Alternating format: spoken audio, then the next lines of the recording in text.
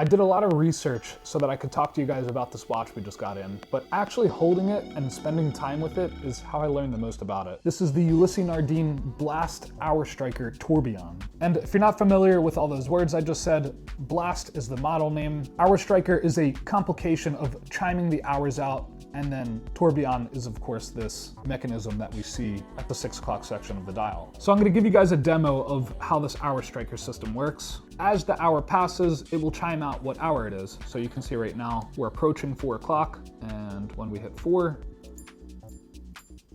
you can hear 4 chimes. And then the other thing it does, it will do a single chime on the half hour. On the hour, it will chime out what hour it is, and on the half hour, it will give you 1 single chime. And if you don't want it dinging on your wrist all day long, there is an on and off switch that you see right here, which is engaged with this button right here. So you can click it off or on. But regardless if it's off or on, you do have this other button up here, which will engage the Hour Striker. So when you click that, it will on demand chime out what hour it is.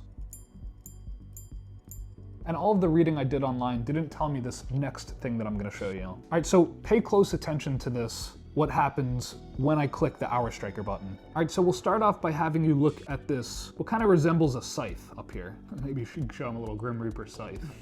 You'll see when I clicked that button, that lever on the left side jumped up 4 of those little spokes, and then one at a time made its way back down to the bottom. But what you'll notice is that scythe remains in the same spot no matter what hour I'm on. But the internal system knows what hour I'm on. Now let's go to past 11, and then when I come back in, and you'll see when I click the button, it's gonna jump up 11 of those spokes.